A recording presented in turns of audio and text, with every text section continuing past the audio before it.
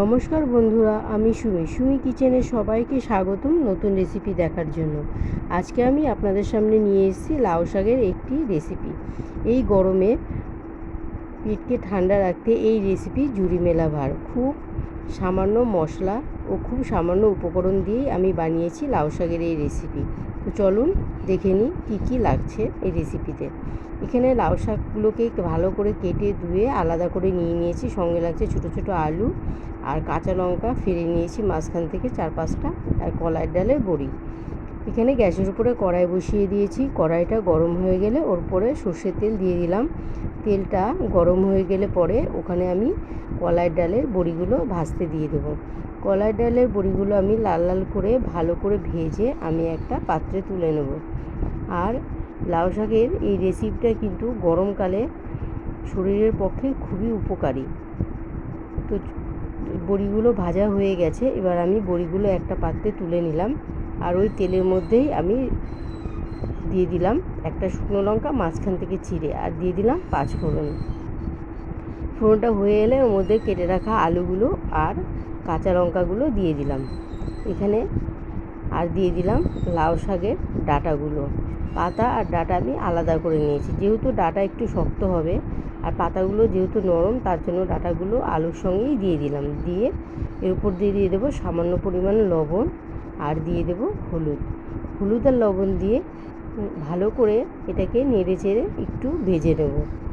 তো সামান্য পরিমাণ ভেজে নিয়ে এবার এর মধ্যে যে আমি মশলাটা ব্যবহার করব সেটা আমি দেখাচ্ছি।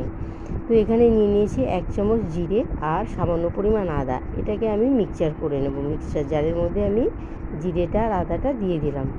দিয়ে আমি এটাকে ভালো করে মিক্সচার করে নিয়ে নিয়েছি। এবার এদিকে যে সবজিগুলো আমি ভাজছিলাম, আলু আর লাউ শাকের ডাঁটাগুলো, তো ওর মধ্যে আমি দিয়ে দেবো আদা বাটা আর জিরে বাটা। সামান্য পরিমাণেই দিতে হবে, খুব বেশি দিতে হবে না। দিয়ে একটু নেড়ে ছেড়ে এটার সঙ্গে মশলাটা একটু কষিয়ে নেব। কষানো হয়ে গেলে পরে তারপরে আমি দিয়ে দেবো ওপর থেকে লাউ শাকের পাতাগুলো দিয়ে নেড়ে চেড়েই আমি উপর দিয়ে বাদবাকি উপকরণগুলো দিয়ে দেবো। যেহেতু লাউ শাক পাতা থেকে এক্সট্রা একটা জল বেরোবে, তার জন্য আর এক্সট্রা কোনো জল দিতে হবে না। পাতা থেকে যে জলটা বেরিয়ে পাতাটাকে একদম সফট করে দেবে, যেহেতু আগে থেকে ডাঁটার আলুগুলো আমি ভেজে নিয়েছিলাম, একটু কষিয়ে নিয়েছিলাম, তো ওগুলো তো আগে থেকেই নরম হয়ে গেছে। আর পাতাগুলো দিয়ে দিলাম। তো দেখো পাতাগুলো সফট হয়ে একদম ডাঁটা আর আলুর সঙ্গে মিশে গেছে। এবার উপর দিয়ে আমি দিয়ে দেবো ভেজে রাখা কলাইয়ের ডালের বড়িগুলো। আর বড়িগুলো কিন্তু আমি ভেঙে ভেঙে ঠিক এইভাবে দেবো। প্রত্যেকটা বড়ি ভেঙে ভেঙে এরকমভাবে হাত দিয়ে উপর দিয়ে ছড়িয়ে দেবো। ছড়িয়ে দিয়ে কিছুক্ষণ ঢেকে রাখবো। ঢেকে রেখে 5 মিনিট মতন, তো দেখবে বড়িগুলো একটু সফট হয়ে গেছে। আর কিন্তু কোনো জল এর মধ্যে দেওয়া যাবে না। তো এইভাবে নেড়ে চেড়ে একটুখানি ভেজে নিচ্ছি। নিয়ে তারপরে উপর দিয়ে দেবো সামান্য পরিমাণ লবণটা একটু কম মনে হলেও ওটা স্বাদ অনুসারেই দিতে হবে। আর দিয়ে দেবো সামান্য পরিমাণ চিনিটা একদম সামান্য পরিমাণেই দিতে হবে।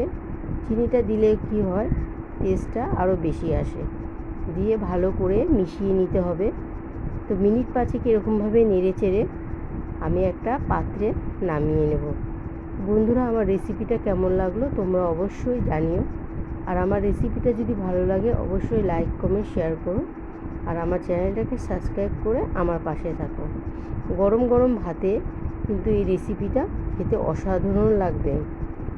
লাউ শাকের ডগা দিয়ে কলাইয়ের ডালের বড়ি একটি অসাধারণ রেসিপি। তো দেখো আমি এখানে একটা পাত্রে নামিয়ে নিচ্ছি। আর যে যেখান থেকেই দেখছো না কেন, দেখার আগে ফার্স্টে লাইক দিয়ে রেসিপিটা দেখো আর কমেন্ট করে জানিও কেমন হয়েছে। গরমের দিনে কিন্তু পেট ঠান্ডা রাখা এর থেকে ভালো রেসিপি আর হবে না। তো বন্ধুরা, আমার রেসিপিটা দেখার জন্য তোমাদের সবাইকে ধন্যবাদ সুমি কিচেনের পক্ষ থেকে। আর আমার রেসিপি যদি ভালো লাগে অবশ্যই শেয়ার করবে। আর আমার চ্যানেলটাকে সাবস্ক্রাইব করে আমার পাশে থাকবে। সবাইকে ধন্যবাদ।